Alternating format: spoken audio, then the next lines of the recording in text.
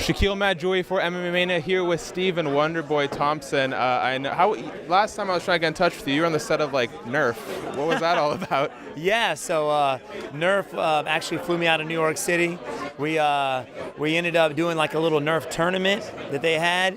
They're competing for $10,000 in a golden blaster. Can't tell you who won it yet, but it was a blast. We had a good time. Is it going to air somewhere? On YouTube, actually. They have their own YouTube channel. So, yeah, so it's going to be airing on there. Nerf YouTube channel, check it out. Now, I love any time that you get to just be a big kid. And one thing I've always found really commendable about you is, despite your status as this elite fighter, you fought for the world title, you've always been very grounded, you've always been very accessible, and I know you've moved gyms recently, like the place that you coach. What aspect does working with kids on a regular basis play to being able to just kind of stay grounded and stay leveled as a person? Well, they definitely keep you humble for sure. I remember, after my last fight, I show up to class and the kids are like, "What's up, Mr. Steven? I saw you get knocked out." I'm like, "Shut it, kid." No, I'm just kidding. But yeah, they definitely keep you humble. But it's something special, man. To watch these kids grow up and just to be a positive influence in their life is definitely means. I know what the martial arts has done for me, not just as a martial artist, but as a man. Showing respect, modesty, courtesy, integrity, self-control, showing that that indomitable spirit is what it's all about, and I want to give that back to them. Now, you took some, I think, very appropriate time off following your last fight. Make sure your head's in a good space. And I was just wondering, what did you learn from the process? What did you learn from that process about, like brain health, brain recovery, and just making sure that you're going to be good in the long term? Well, that's something that I've always taken serious, especially being in the fight sport.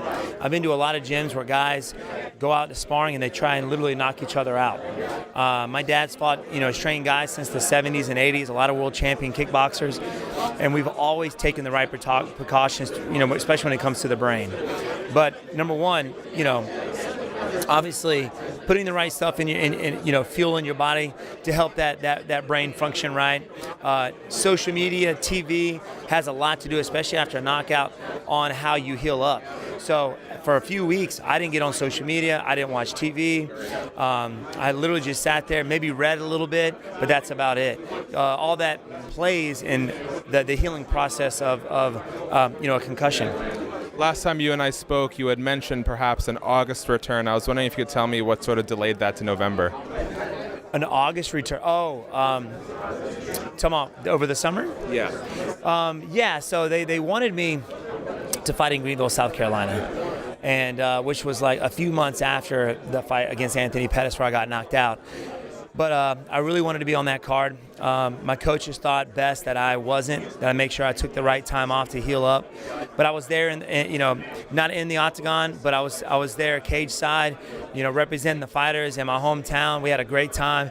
Hopefully, the UFC will be back there again, and I'll be able to headline for sure. Touching on your fight briefly, Vicente Luque, you fought a lot of established fighters in the octagon, whether it be Tyron Woodley, Jorge Masvidal, Anthony Pettis. How does it differ preparing for a young up-and-comer like Vicente Luque? He's tough. He's very similar to Masvidal, actually. Got good Muay Thai, good Dutch kickboxing. Comes forward and he's very well-rounded. He's got good wrestling, good jiu-jitsu. So I got to make sure when I step on that octagon, and it's what I've done in the camp, is make sure I'm ready everywhere. The stand-up, the wrestling, the jiu-jitsu. So wherever the fight ends up, I'm going to be ready for him. Last one for you. I see you're very active on YouTube. I'm wondering if you could tell people about your YouTube channel a little bit. Yeah, so this is something me and my brother wanted to be doing for a long time, wanted to do. And we finally just made it happen. We're kind of like winging it right now, but we're in the process of having our YouTube channel, Stephen Wonderboy Thompson.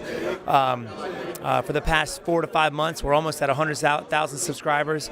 So we have Technique Tuesdays where I break down knockouts, techniques that I like to throw, and break those down for the fans or even other martial artists who are wondering how to do certain techniques. And we also do Day in the Life of on every other Thursday.